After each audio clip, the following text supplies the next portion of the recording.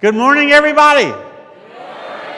Yes, I'm telling you, is this a massive crowd or what? This is awesome. And I believe that this room is filled with more good-looking people than any other room in the country right now. Well, I guess the ugly people responded. I'm not sure who that was. Now, are you ready to have a good day? You ready to have fun? We're here to have fun. And let me just tell you now, because I don't think you quite got it. You will participate. I have my ways. Here's one of my ways. Pick up those pennant flags there you got there in the middle of the table. Pick it up. Okay. Now, whenever you really agree, whether you really like something, you got to wave it. We need the. Let me see the banners flag. Oh yes. Oh yes. See, that looks good. That looks good. You are a banner waving American today. That's what this is. We're going to do that, and you're going to do it. You're going to be ready for it. It's going to be tons of fun. Because I want to talk about winning the right way. Let me just ask you this: how many of you people in here? How many of you like winning?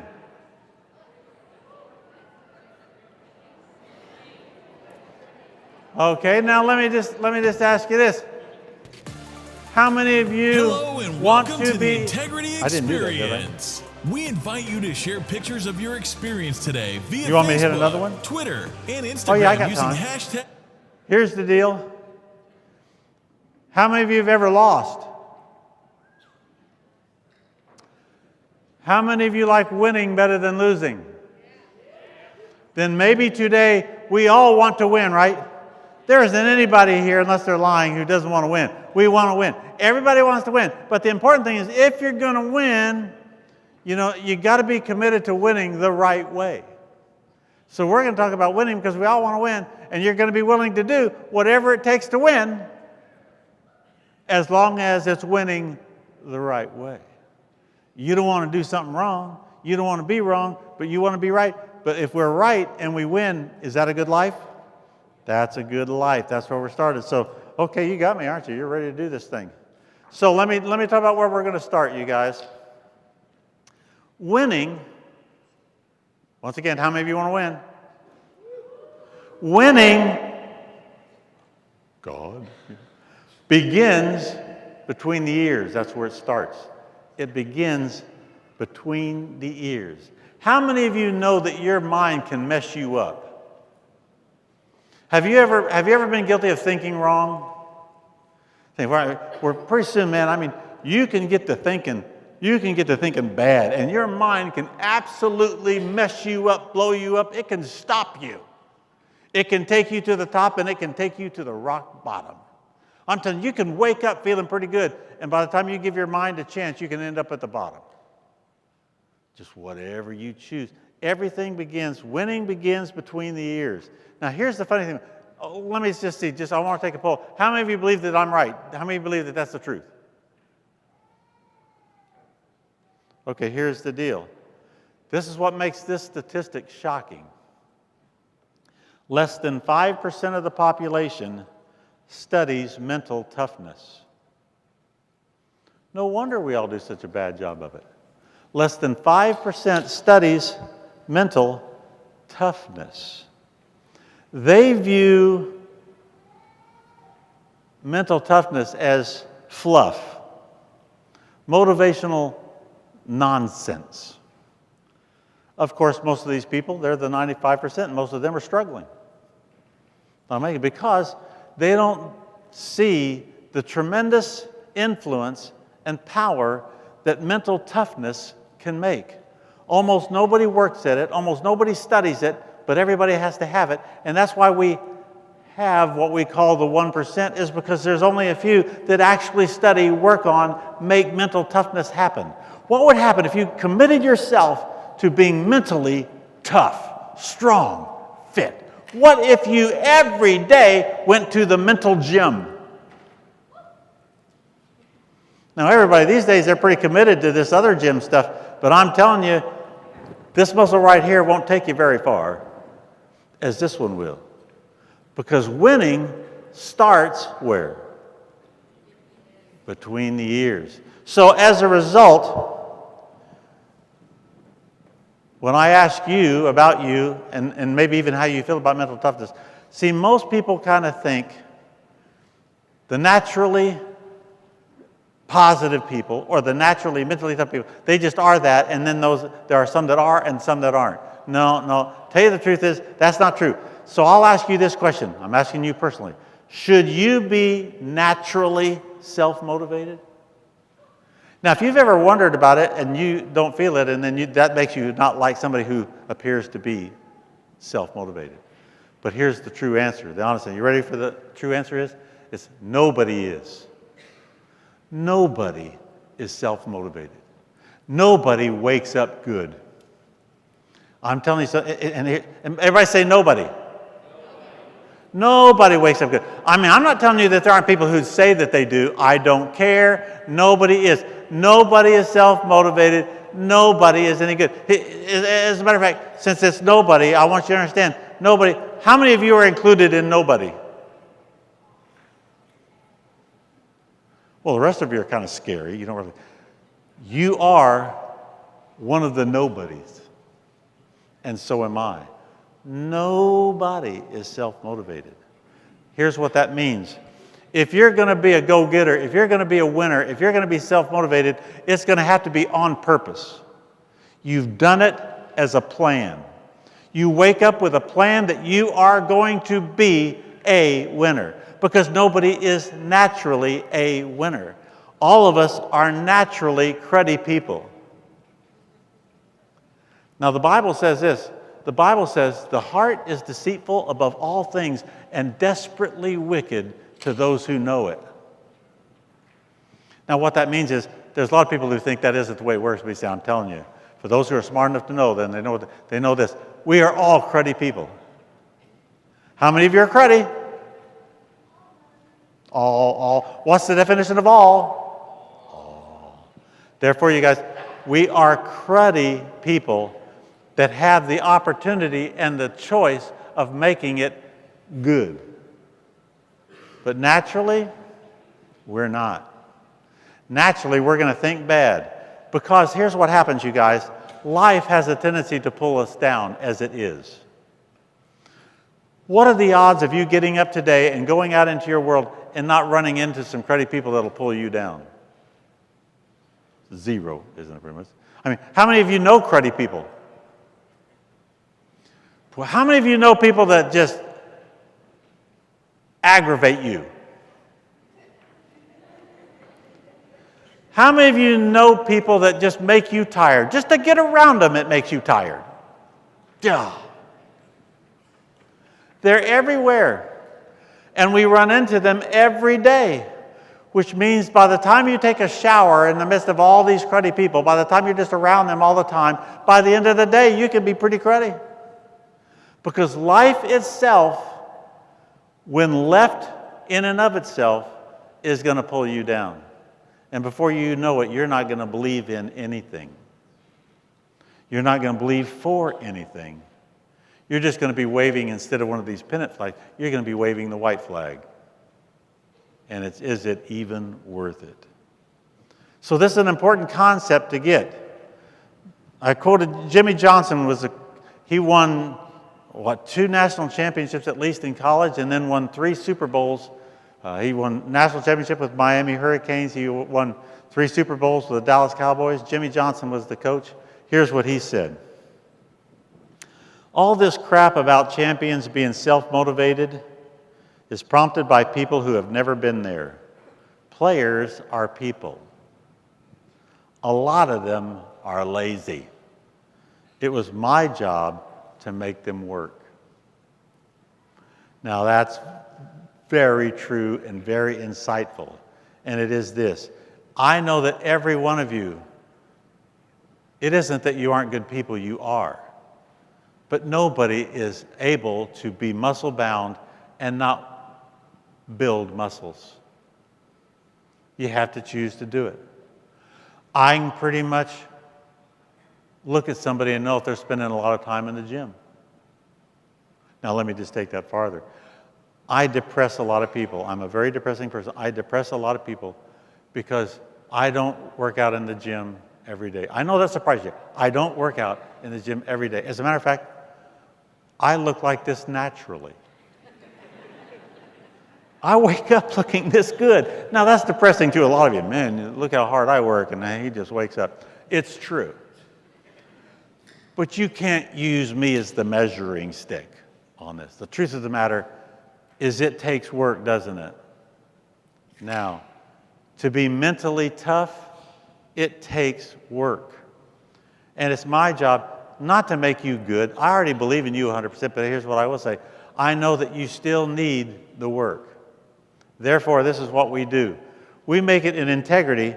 We make it our top priority to keep you at the top of your mental game.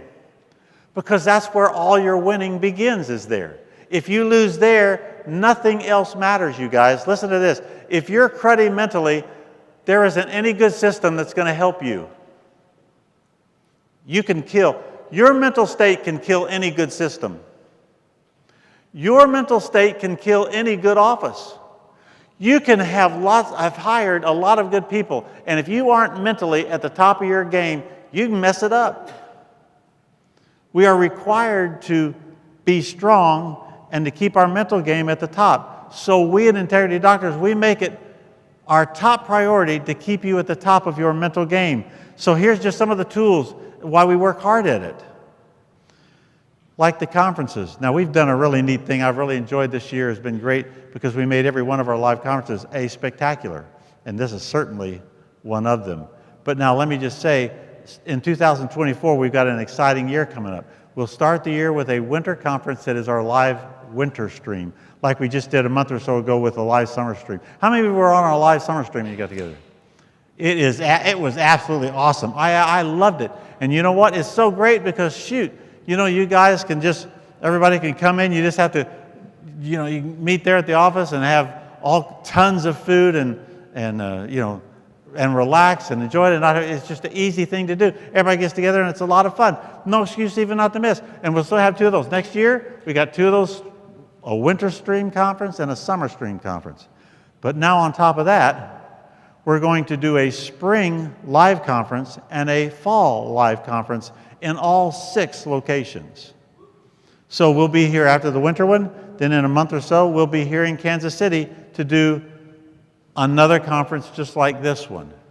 And then we'll come back in the fall and we'll have a fall conference here in Kansas City. But we will also have one in Dallas. We will have one in Minneapolis. We'll have one in Atlanta. We'll have one in Columbus.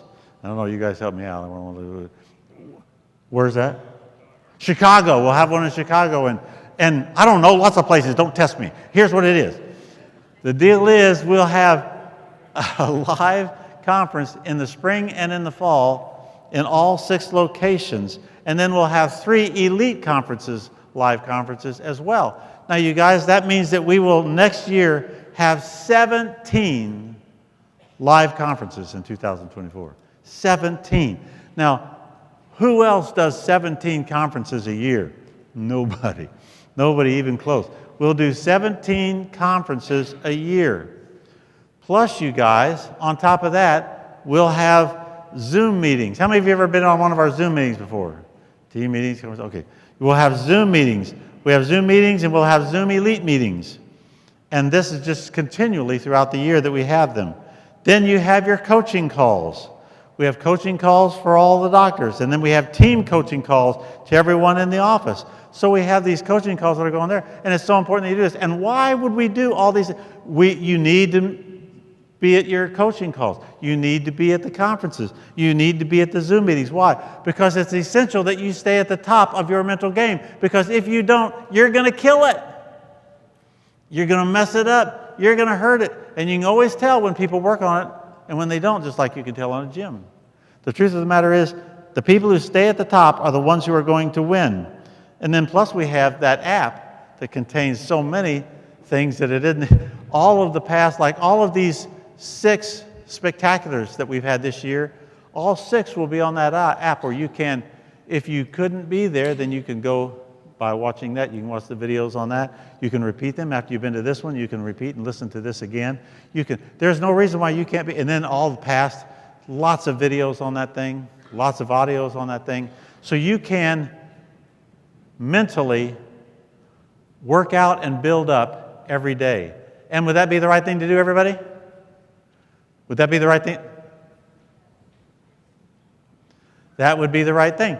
And you know why it would be the right thing? Because you aren't naturally going to be on top. And there's no sense in acting like you are. You aren't. You can't be. Everybody has to work at it. So, what I want to do is, I want to show you too, it's pretty incredible how hard we work at this. We've brought a lot of people, when I talk about these spectaculars, we've brought a lot of stars. People who have been so successful in their world, and then we have brought them here for you to keep you at the top of your mental game. And the truth is, we've had so many that it's easy to forget a lot of the people that we've had. So I'll do a running test with you guys, because you guys, there's probably a lot of you in here. How many of you remember Joe Theismann? Wave your flag, wave your flag, flag, flag, flag, flag, flag, flag. Joe Theismann, he was great, man. What a great star he was. Terry Bowden, great coach. There was another great coach. He did a super job. Justin Forsett, an NFL All-Pro. He was awesome, yes, sir. Matt Burke, we just had this year in our Minneapolis spectacular this year. He did a super job. Super Bowl champion with the Ravens and with the Minnesota Vikings. Johnny Bench, I loved him. I think he's the greatest catcher ever. Hall of Fame catcher. Steve Garvey, manly man, that guy. Oof. He was famous Dodger, played great. Jim Morris was inspiration for the movie The Rookie. He was awesome, did a great job. Bill Lester we had just at our spectacular here too, and he's a NASCAR legend, did a super job. Dick Vitale, how many of you remember Dick? Dick Vitale, not as many. Well, he was an awesome guy. And I think awesome would be the word you use for him, right? Ann Byler, Auntie Anne's. I love Auntie Anne's. How many of you ever had an Auntie Anne's? Maybe a better question, how many of you ever smelled an Auntie Anne's? Rats, we were in that Charlotte hotel yesterday, and I got off. I said, man, I smell an Auntie Anne's. I mean, we walked just a ways down, there was one. And we didn't go hardly any distance further, and we had a set. I said, there's another one. We had two just within no time. That'll kill you. Mary Lou Retton. She was one of my favorites. That was a great one there. She did great. Carly Patterson, another great Olympic gymnast. We've had the greatest Olympians in the history of the United States on this stage here. Shannon Miller, we just had. Shannon did a tremendous job and the most decorated Olympian. Bella Caroli, obviously the most successful Olympic gymnastics coach. And if I understood everything he said, I'd really like him. But I understood a bunch anyway. Then there was Scott Hamilton. How many remember Scott Hamilton?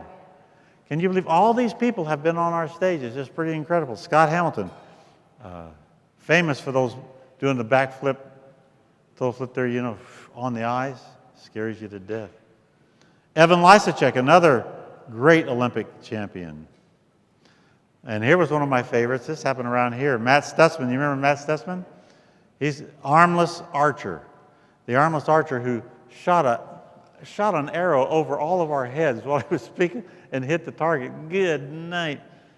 Quite the attitude, that guy. Randy Snow, Olympic champion, who's since passed away since we had him. Tom Pappas, an Olympic decathlon, and Tom, actually in 2004, you guys, Integrity Doctors sponsored the decathlon athletes at the 2004 Olympics, and Tom was one of those, and it was a real privilege and honor to get to do that. Dan O'Brien was another decathlon, known as in this group called the greatest athletes in the world. And it's really a good one. Milt Campbell was another one of the decathlon. We've had all of these people. Bruce Jenner, I think. And then there's Jackie Callan, who was the first female pro boxing promoter. Wow, broke into a man's world there. And so there you are. Meg Ryan played her in her movie. That was called Against the Ropes. Quentin Aaron, a lot of these guys have been making the headlines these days. Quentin Aaron, he was the star of The Blind Side, which I guess The Blind Side's been getting a little bit of attention now. We're there right in the middle of all these. Roddy Chong, I'm going to talk about him today, as a matter of fact. Patrick Henry Hughes, I'm going to talk about him today. Those were two of my favorites. Alton Fitzgerald White, the original, long-time character of Mufasa in the Broadway show, The Lion King. He did spectacular. Marty Sklar, Disney legend, was Walt Disney's personal assistant, and did a great job for us. Bill Farmer, he was fun. Disney legend, he's the voice of Goofy and Pluto forever, from the beginning. The voice of Goofy and Pluto. Isn't that something else? Ashley Eckstein, voice of, Ashoka Tano. That's what I said. You all weren't listening carefully. And she was the founder of Her Universe. Oh boy, this guy was great if you saw him. Ron Clark, Disney Teacher of the Year.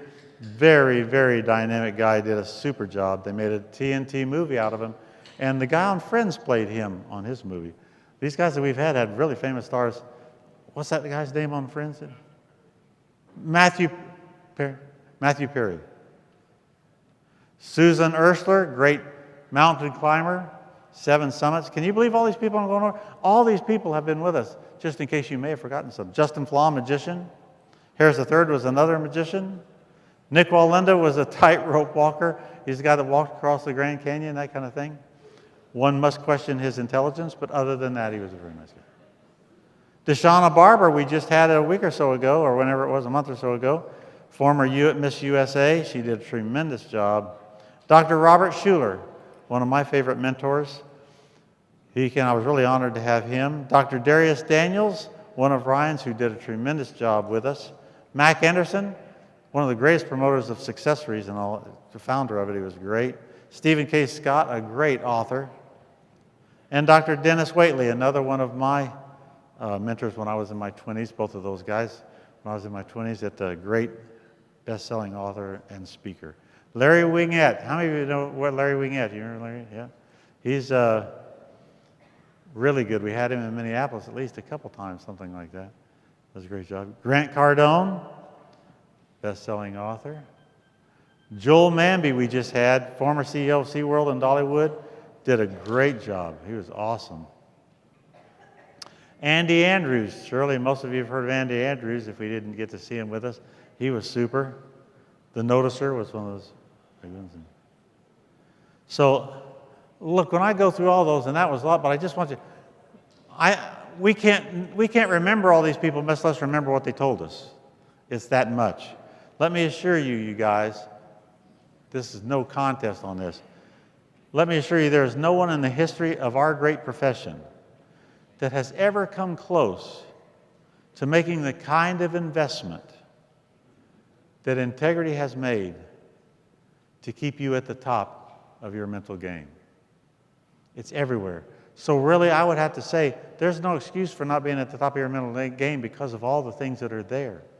All the opportunities, all the conferences, all the tools, all the locations, and the quality of our coaching. It's unmatched by any other company anywhere. And now there seems to be a, kind of a popular thing, if you don't know how to do it, just Google it, that type of thing. Let me tell you something. Nobody ever became a Super Bowl champion by Googling how to play football on the internet. Becoming a winner, being a champion, that doesn't happen because you can Google something. It means nothing. No, it takes a lot more of an investment than a Google search. And that's why we're here, because you can't win and rely on that. So winning the right way starts with thinking the right way. Jimmy Johnson also said, his blackjack rule is never play with scared money. Now, I'll just give you a brief description of what that really means is you need to have confidence. You need to be thinking right so that you don't do anything with fear and trembling, but instead you do it with faith and belief. So integrity, we choose to study and learn from those who have become the best in their field And we have brought many of them to you here so that you can learn and you can copy. And none of you could have all that, do all that, know all that, be all that on your own because you're such an amazing person. No, the heart is deceitful above all things and desperately wicked, if you're smart enough to know it. So at this Kansas City Spectacular, we are doing that very thing, and we are bringing to you today Coach Ken Carter, a real star, known by most people as Coach Carter. He took over Richmond High School basketball team that was undefeated and state champions. And he took that team, and you know what he did with them? He suspended all of them because they weren't making the grades. They weren't doing the life right. And he said, if you're not going to do the life right, you're not going to do the game right. It's winning the right way. He is the epitome of it. He'll be here. So he had all of his players sign a contract. Isn't that interesting? He didn't know that signing a contract was a bad thing. He had them sign a contract and make a commitment because people need to make a commitment, and everybody in our world today shies away from it. But they had to sign a contract. They had to sit in the front of their class. And they had to maintain a C+ grade point average. And the teachers were to give the coach progress reports on their work and their attendance and their behavior to make sure it was up to the standard. Now, you would think, and it made a lot of the parents mad, and you would think he was not going to make it, but here's what actually happened. Doing the right thing the right way actually made him stand out so much that they made a movie out of him as a coach. And Samuel L. Jackson played Coach Carter. That's a tremendous thing. I'm glad that it stands out that way. So it is impossible, you guys, to measure the value of bringing people like Ken Carter here to us so that we can learn, adapt, be corrected, get our mental toughness game in gear. And we can do it, and we can win the right way. And that's what we're going to do. That's where we're going to plant this. Now, here's what I want us to do. I'm going to refer back to some of these hundreds of speakers I've already referred to. I'm going to refer to a couple of my favorites today and review some of their lessons because I know that we don't remember the lessons from all these people that we've had. Roddy Chong was one of my favorites. And he grew up in a Chinese-American household in Schaumburg, Illinois, basically a suburb of Chicago there. And just when he got out of high school and all that kind of stuff and was a pretty young kid, his first car was a Chevy Cavalier that had 200,000 miles on it. And he was wanting to make a life of himself. And so he decided, he was big in music, he decided he would go to Nashville, Tennessee, sort of a music world capital. And he would drive, and he drove to Nashville, Tennessee, to the music capital in his Chevy Cavalier. He didn't have any direction of what he wanted to do. He didn't know what he was supposed to do. But he made a goal of meeting at least two people that would help him take him where he should go and do what he should do. So he drove that Chevy Cavalier, and he had the radio going, and he liked rock and roll. So as he was driving from Illinois there to Nashville, he started searching the stations on the radio while he was driving like that. Well, he couldn't find a rock and roll station, but he found an easy listening station, which he wasn't interested in, but it's what was there. It came on, and on that easy listening station, there was a lady singing on it with a violin in the background, and she was singing a song. He didn't know the lady, and he didn't know the song. But he said, and he calls it a deep convicting thought. He had a deep convicting thought when that song was being played, and it said this: someday you will play that song with that lady singing on the stage. And it didn't go away, and he kept saying it. Then he took that, he said, well, at least that's a direction. I don't have any right now. He said, at least that's a direction. So he kept making that statement in his mind all the way on this drive to Nashville. Someday you will play that song with that lady on the stage. So as he did that and as he drove, he kept that direction in his mind. So then when he got to Nashville, what he did was he went to Tower Records, which was a place to buy records, and the records, those kind of round things and CDs. So he went there to Tower Records, and he went up to the guy who was at the front desk, and he said, I don't know who this is, and I don't know the name of the song, but the song sounded like this.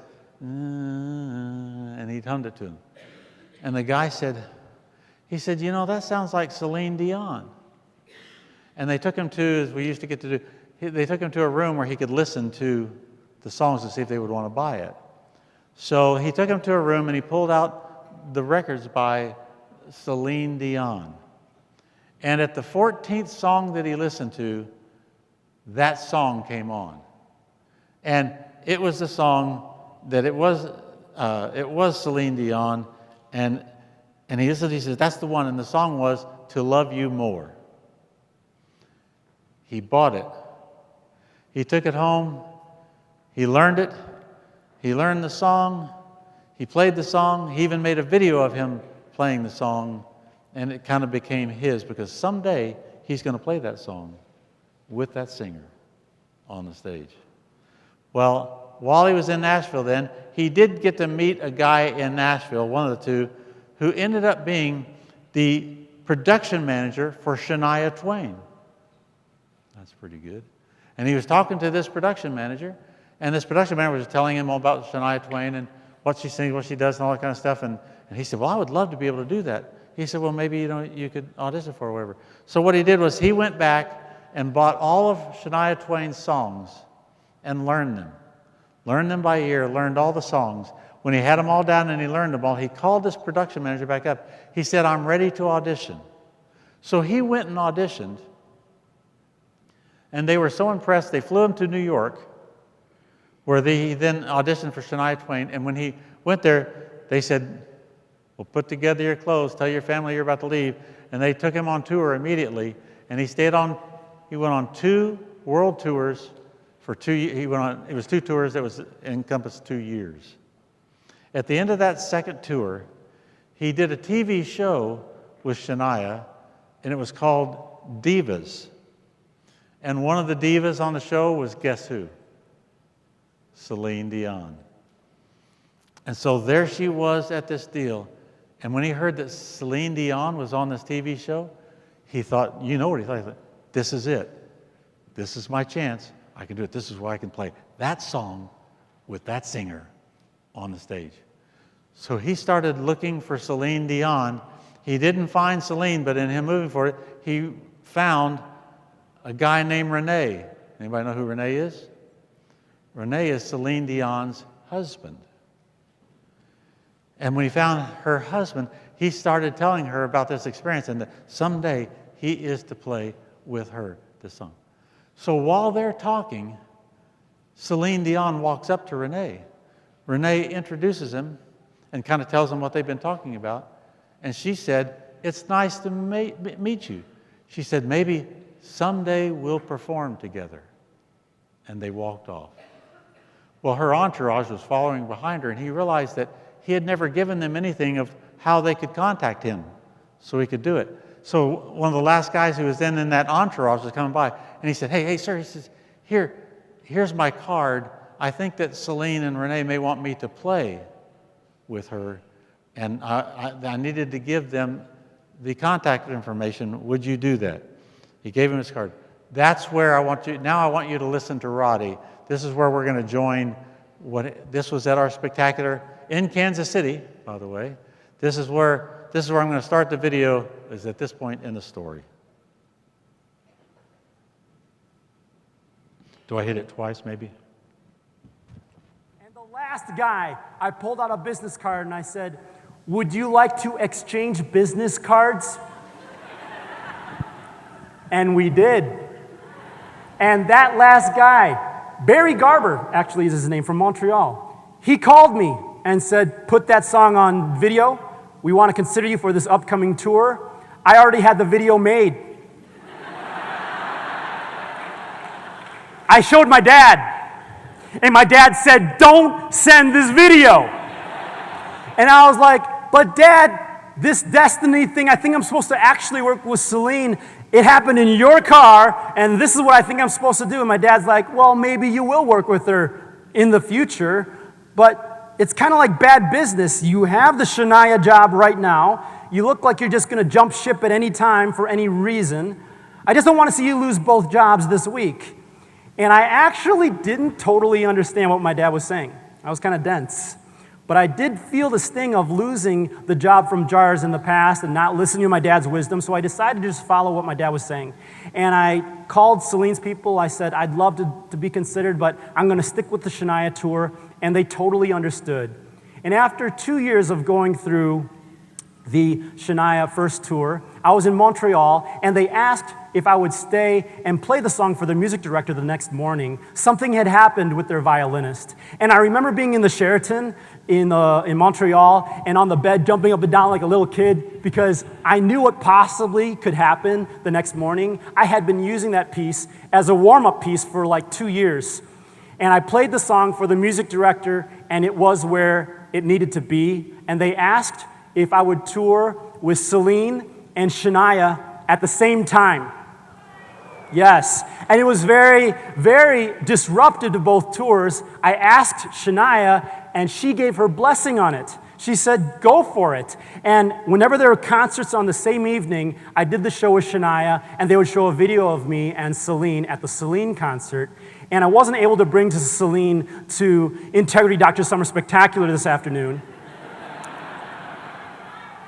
But I have a video from yesteryear. Would you like to see it? Have me play along with it of what happened and see this destiny thing fulfilled? Let's do this. Go ahead.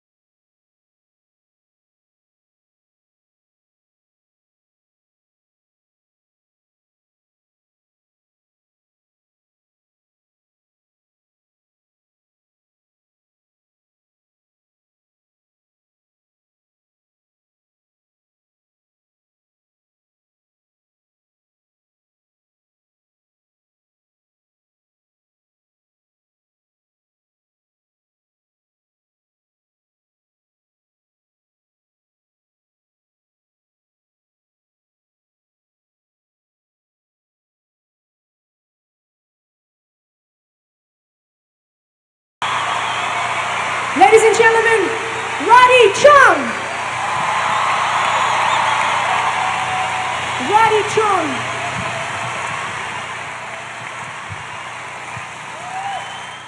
All right. How about that hair? I'm going to call an audible here and do something that I've never done before. A recent picture of me and Celine. Go see her on tour. I'm not being affiliated with that, but I just wanted to let you know it's on tour and it's coming. Number 2 on what we can do to have an effective performance is what I explained about getting through the mistake to get to your moment of brilliance. But what Ryan was talking about is turning up the volume. And I was back there listening, and I really wanted to get this communicated, is what can we turn the volume up on is the preparation. I overload the preparation. I was here at 4:30 yesterday, and then we went through all of our run-throughs. Everyone left, and then I did the run-through with these guys. I feel bad for these production guys. I had them stay after a little bit. But the preparation is where you can be number 1 in your field because it doesn't take any talent. You just make a decision and you prepare, you prepare, you prepare, you prepare. Then you let the chips fall where they may. And then number 3, you end with a bang. Big. Unreasonably big. Prepare like mad, go like the Dickens during your performance, and then end really, really big. Going back to what I drew here, is there a mistake that you have done? Is there a mistake that has been done to you? Don't be defined by that mistake. Play through to the faith, uncharted waters to get to your moment of brilliance. And whenever I'm trying to get from here to there, it's shaky and uncomfortable. And whenever it's shaky and uncomfortable, I just say, let's do this. And I step into that situation that I'm scared about. I do it all the time, and I know you are game. It's 3 words of encouragement to yourself, and you're calling out forces from outside of yourself. That's the let's. That's the plural, and it's let's do this. So on 3, let's say it together. 1, 2, let's do this. And in the performing arts, we say that was level 1. Not really sure what happened there. So let's take it to a level 3, which means standing to your feet, about shoulder width apart, so you've got a power base. And there is a hand movement to this saying. Whatever blade, right or left, you need to cut through the air to get to where your destiny is. It's let's do this, okay? Let's take it to a level 3, a bit more passion. 1, 2, let's do this. And in the performing arts, we say that's a level 3. Something happened. But where we're going with integrity doctors for the rest of 2019 into the next decade is a level 5. A level 5 is unreasonable. A level 5, you're shining so brightly that people around you will criticize you, and that means you're winning. Let's shake the walls. Level 5, 1, 2, let's do this. Boy, that's really good. That is really good, man. Yeah, you got to do it. You got to be so into it that you do it where everybody else criticizes you because it stands out, because everybody does everything mediocre. And you choose not to be mediocre, but you choose to be a winner. See, that's why I wear shirts like this. It stands out more. And the truth is, you need to take the 2 principles. I'll just do this briefly. I want to take 2 principles you got to get from what he said. It's the principle of preparation. Success requires preparation. He got his direction, he got his purpose. Someday he will play that song with that singer on that stage. Now, was it moving to see those 2 together when that happened years later? And that's what happened in that Chevy Cavalier on the drive. It's just incredible. That's where the mind makes such a big difference. And then the preparation. He worked at it. He planned on it. He prepared for it. He had the video made of that song before he ever knew them, before they ever asked for it. Prepared. Now look, you guys, Ryan and I saw firsthand what he described. He was there the day before the spectacular, and he was working everybody. He went through every part of his delivery. We went through all of it beforehand because he wanted to leave nothing to chance. He wanted to be sure that everything was right and everybody knew exactly what to expect. And he's the professional who has done this hundreds of times. Now, do we see a lesson in here somewhere as far as preparation goes? How can we apply this to us? Listen, without the proper preparation, growth will create stress. You guys, a lot of you, when you start having some good things happen and you start to grow, then you don't like it and you want it to back off and you want it to get less because you feel the stress of that growth. You feel the stress of a larger thing. You feel the stress of more responsibility. And these things start coming on you, and your response is to then cut back and go back to where it is comfortable. No, the response is, you see, if you prepare for it, preparation is what keeps you from getting hurt there. You will hate the stress of it if you are not prepared for the growth of it, which is the results. So, growth will kill you without preparation. You will actually resent your growth. Your more new patients, your more patient visits, your more clinics, you get to resent it because you need to prepare. Winning the right way requires preparation. So the Boy Scout motto was true. Preparation in the office. Let's talk about just briefly what this kind of means. For instance, a lot of you, let's say, and I have to use a number, so let's say that if we took your office and you were prepared to do that, you can do 1,000 patient visits in a month. Now here's the thing. If 1,000 patient visits takes you to your 100% max, it is the max if you have the pedal to the metal all the way to the floor, 1,000 patient visits, if that's what it is, you will hit 1,000 patient visits every once in a while for special months, but you will not maintain it because you will naturally live at 80% of what would be the maximum, just like a car would be. Therefore, if you want to have 1,000 patient visits a month every month, you have to be prepared for 1,200. If you are supposed to have 1,200, you must be prepared for more like 1,500 and 1,600. It's the preparation that matters so that you never put yourself at a burned out state. So if we understand how it works, you can do this. You can have a PAD to find out how much your office can handle how many patient visits. So you have a record patient visits day, and you handled it, and I've seen this happen thousands of times. The office will do it, and they'll have, let's say, 150 patient visits that day. And the office will respond by saying, it was really pretty easy. Well, that's great, you see, because you found out they were prepared for the 150. That was the difference. You worked at it, you built it up, you got it scheduled, and when you went in that day, you were prepared to handle that 150 patient visits. Now, here's the deal. If you are not prepared for that, it would have killed you. And then sometimes when they get a whole bunch, they get 30 new patients from the PAD, and the interesting thing about that is then they handle that where they've thought that they were full to get 30 new patients for the month. But when they prepared for it, they could do it. Now, you have to prepare. If your 5-year plan says that you're supposed to be at this number next month, you have to be prepared for it. You just don't wake up and have it. You see, a lot of times we have to ask God to do stuff for us, and if He gave it to us, it'd kill us. So He doesn't do it for us because He knows you're not prepared for that. You have to be prepared for the blessing that you're asking for so that you don't resent it when it really comes right down to it. Staff, it's the same way with you. Each doctor should be calculated the same way. Owning doctor, let me speak to you for just a moment.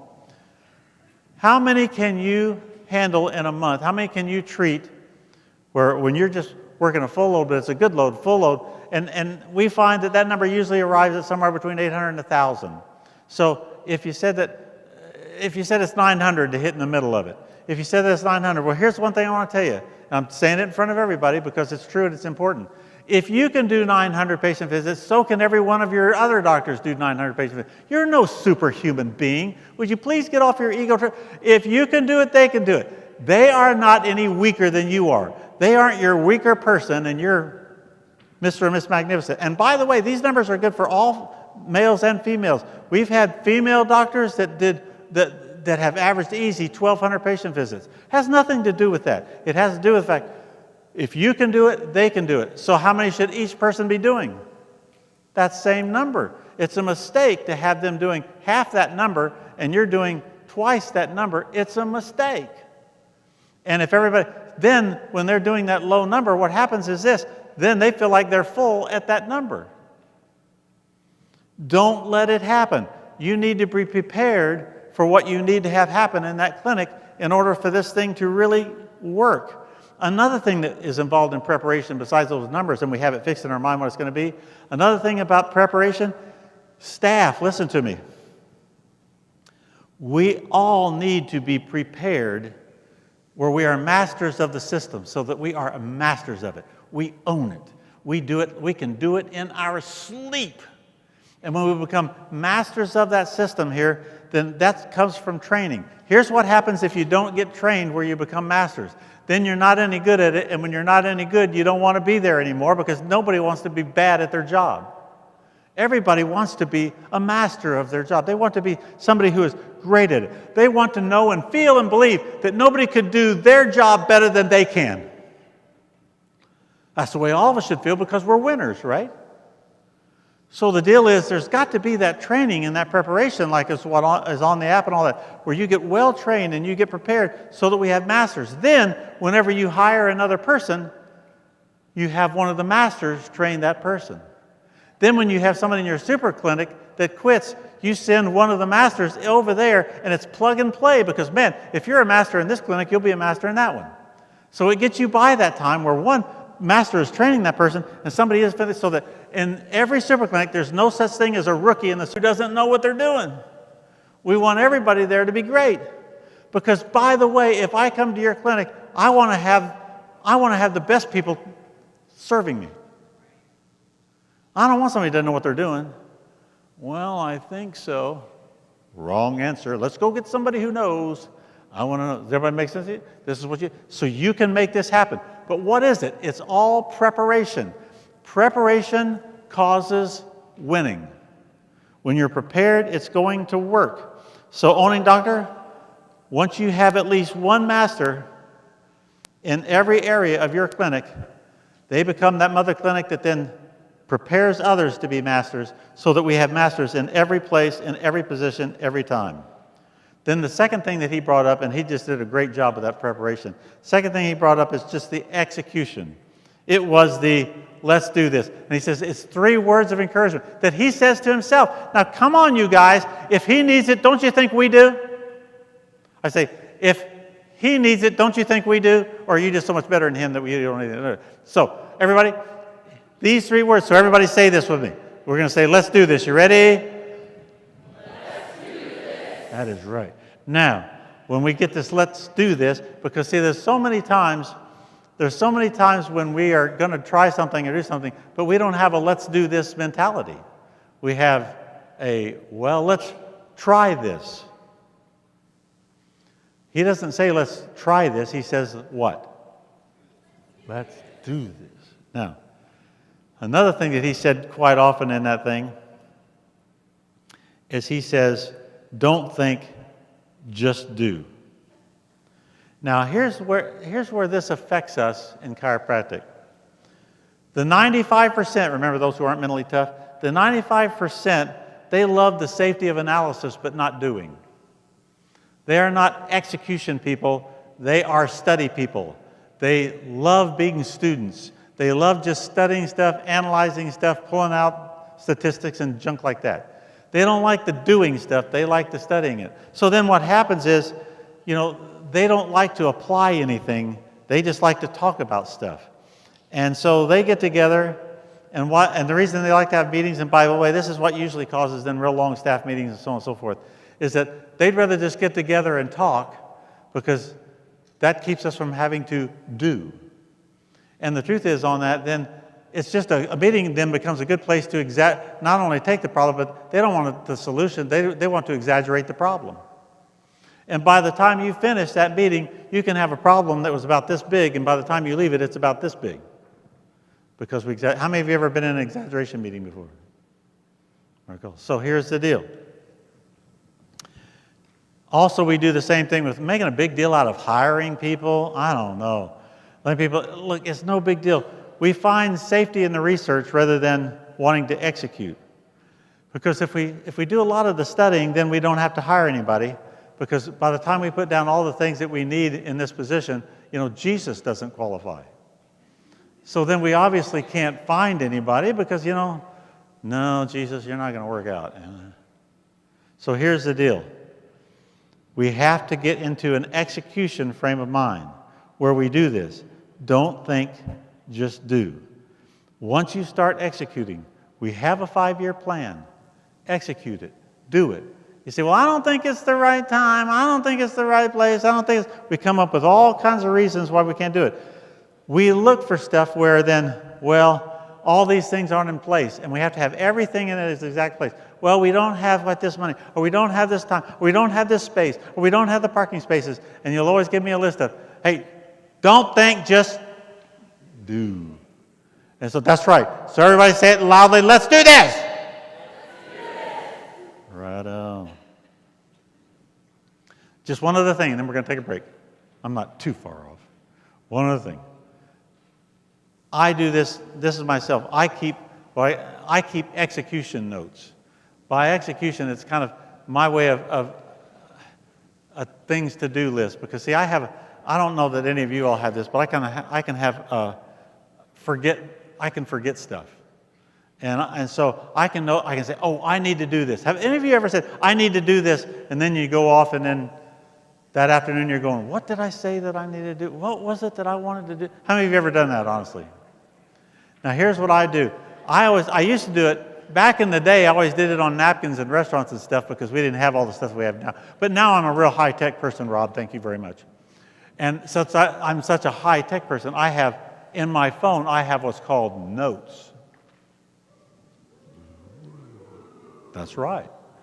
And so I open my notes and I type in there, when I think of something, when somebody says something and when I need to do something, I open up my notes and I type it in my notes. And then at the end of the day and at the beginning of the day and in the middle of the day, I'll open that up and I'll read that. What was it I was going to do? And I'll get that. And see, it's a neat thing because I can't erase it from my notes until I've done it.